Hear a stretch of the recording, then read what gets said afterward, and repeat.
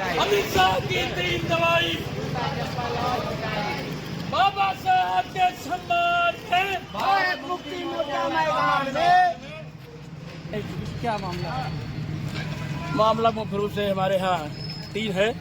एक तो जात आधारित गिनती है और दूसरा जो है बाबा साहब के और संविधान के विपरीत अमित शाह ने जो बयानबाजी दिया है। 140 करोड़ जनता के ही नहीं पूरे विश्व के देशों का भी इसमें अपमान हुआ है, क्योंकि बाबा साहब का सम्मान केवल इसी देश में नहीं है, पूरे विश्व में है। इतना बड़ा जो है संविधान बनाने संविधान निर्माता देश में नहीं विदेशों तक भी इनकी ख्याति है और विदेशों तक भी इनकी याद किए जाते हैं। ऐसे व्यक्तित्व को, संविधान बनाने वाले को, इतना अच्छा लोकतंत्र बनाने वाले को, इस देश को दिशा देने वाले को इस तरह से जो व्याख्यान माननीय गृह मंत्री अमित शाह द्वारा किया गया है, ये बहुत ही दुखद और दुर्भाग्य है इस देश की जनता के लिए और साथ ही इस देश के लिए भी है। इसमें सारे जो है, चाहे वो न्यायपालिका हो, चाहे विधायिका हो और चाहे जो है मीडिया हो, सभी तंत्रों का उन्होंने खुली चैलेंज के साथ अपमान किया है। इसलिए आज देश उनको बर्दाश्त नहीं करेगा और उन्होंने जो बोला है वो आधार लिया है मनुस्मृति का। जिस तरह से मनुस्मृति उनके संज्ञान में आई है, मैं कहता हूँ अभी 25 दिसंबर को पूरे देश में जो है मनुस्मृति जलाई गई और मीडिया पर भी खबरें आई है। ये देन किसकी है? माननीय अमित शाह जी के। इस देश में भ्रष्ट प्रधानमंत्री भी उन्हीं का पक्ष ले रहा है। मैं इस बात पर कहता हूँ। ये बताइए, क्या नाम आपका है? मेरा नाम रामकेश यादव है। ये बताइए, अगर इस बात को लेकर वो माफी नहीं मांगते हैं तो अगला कदम आप लोगों का क्या रहेगा?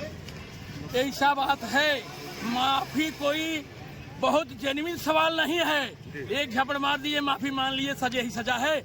हम तो कहते हैं उनको संविधान के आधार पर और न्याय के आधार पर उनकी सजा होनी चाहिए। इस्तीफा किस बात की? उनकी सजा होनी चाहिए। हमारा संगठन मांग करता है और जब तक उनकी सजा नहीं होगी हमें वर्षों वर्ष तक आंदोलन चलाना होगा। हम कलेक्ट्रेट में नहीं, हम घर घर और गांव गांव में इस बात को चलाएंगे और ऐसे गलत शब्दों के बयानबाजी करने वाले को ये मांग करेंगे कि लोकसभा के अंदर ऐसे लोग घुसने न पावे, तभी सच्ची जो है लोकसभा और संविधान इस देश में चल पाएगा। यही मेरी मांग है। रामकेश यादव, रामकेश यादव। क्या करना चाहते हैं सर आप? आज 3 मुद्दों को लेकर के भारत बंद है जी।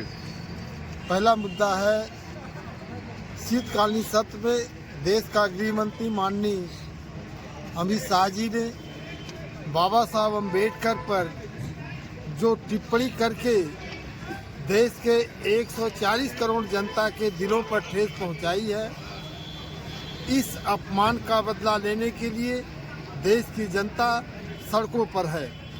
बाबा साहब अम्बेडकर भारत ही नहीं पूरी दुनिया में उनके विचारों की एक ख्याति है।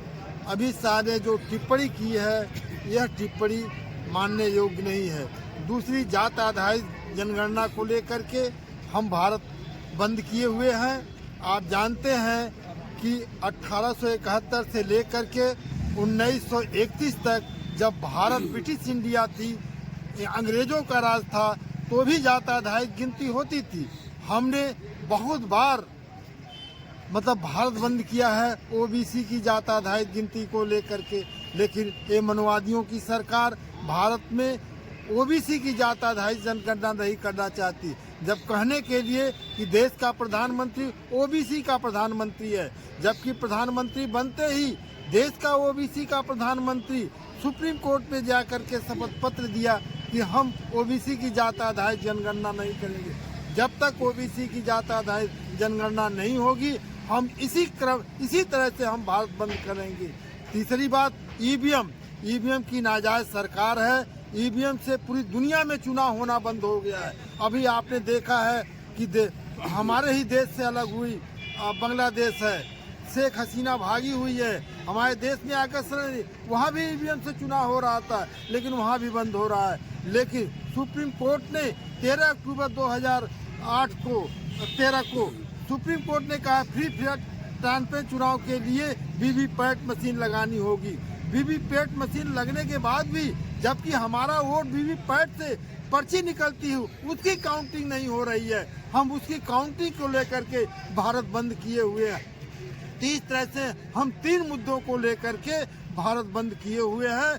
देश की जो सरकार है उनको जाग जाना चाहिए, नहीं तो हम अगले कदम के लिए हम पुनः इसी तरह से हम आगे आएंगे। और देश की जनता को भी जागरूक हो जाना चाहिए कि अगर हम इन मनवादी की सरकार को नहीं हटाएंगे तो आने वाले कल में हमको अधिकार विहीन इस देश की जनता की से अधिकार विहीन करते जाएंगे, समस्त संवैधानिक अधिकारों से विरत करने जाएंगे। इन्हीं मुद्दों को लेकर के हम भारत बंद किए हुए हैं। आज हम माननीय जिलाधिकारी के माध्यम से हम राष्ट्रपति को ज्ञापन देंगे कि हमारी बात को सुनी जाए और ईवीएम को लेकर के और ओबीसी की जात आधारित जनगणना को लेकर के माननीय अमित शाह के द्वारा जो अभद्र टिप्पणी की गई है वो अपनी बात को वापस लेते हुए, और नहीं लेते हैं तो निश्चित रूप से हम अगला कदम उठाने के लिए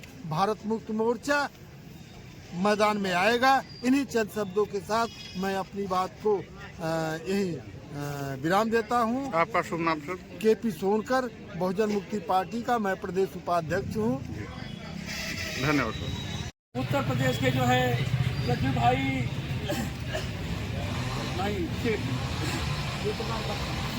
शिव कुमार सेठ जी हैं, अपने विचारों को आप सबके समक्ष व्यक्त करेंगे। भाई शिव कुमार सेठ जी। साथियों, जय मूल्यवासी, जय भीम, जय भारत। साथियों, ठंड के समय जहां लोग दूर दराज से आए हुए हैं, जबकि लोग आज के समय में रजाइयों में अंदर बैठे हुए हैं, आप घर से निकल करके इस समय इस कार्यक्रम में अपनी जो समय दिया है, बहुत महत्वपूर्ण समय दिया है, अपने को तपस्या जो पहाड़ों पर जा करके वर्षों वर्षों तपस्या करते हैं, उनसे कई गुना आपकी ये तपस्या मानी जाएगी।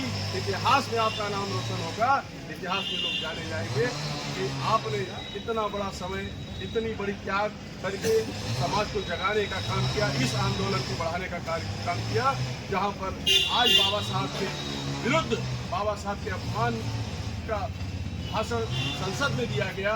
अमित शाह, माननीय गृह मंत्री अमित शाह के द्वारा, जिन्हें भारत के लोग कभी गृह मंत्री मानने के लिए भी तैयार नहीं होंगे अगर इस तरह से उनके भाषण वक्तव्य आते रहे।